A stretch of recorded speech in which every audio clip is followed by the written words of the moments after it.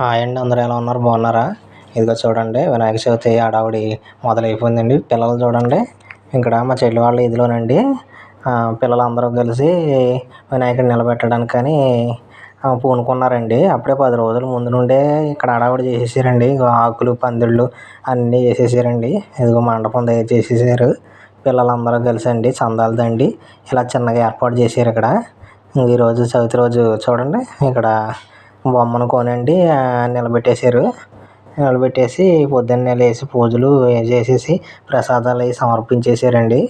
ఏదో ప్రసాదాలు చూడండి, ప్రసాదాలు వినాయకుడి దగ్గర ఇలా పెట్టగానే అలా తీసుకుని తినేస్తున్నారండి పిల్లలు. పిల్లలు హడావుడి చూడండి, అలాగా ఏదో పిల్లలు సరదాగా చేసుకున్నారండి. ప్రతి సంవత్సరం చేసేవారండి, అయితే నేడు చేయలేదు. ఈ సంవత్సరం ఇలా మొదలెట్టారండి. అయితే చూడండి, చిన్న పిల్లలైనా కానీ చక్కగా చేశారండి ఇదంతా కూడా.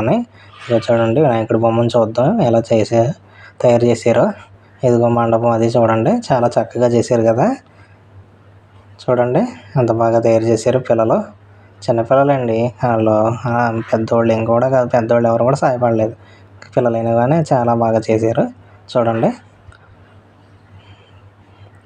ఇదిగో చూడండి, వినాయకుడు విగ్రహం కూడా కొన్నారండి. కొని పెట్టారు.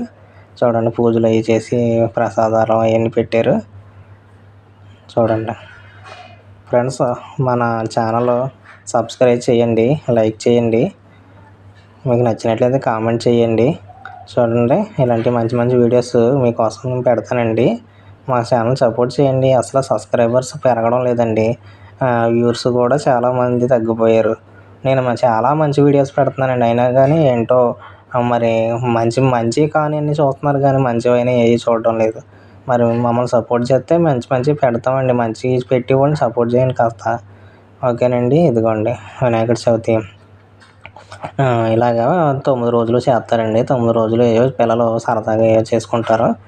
అలా సరదాగా వీడియో తీసానండి. చూడండి, ఇదిగో పెద్దోళ్ళు కూడా వచ్చి ఇక్కడ పూజలు అవి చేసుకుంటున్నారండి. కొబ్బరికాయలు అవి కొట్టుకుని దండాలు పెట్టుకుంటున్నారు. ఓకే ఫ్రెండ్స్, ఉంటాను. బాయ్.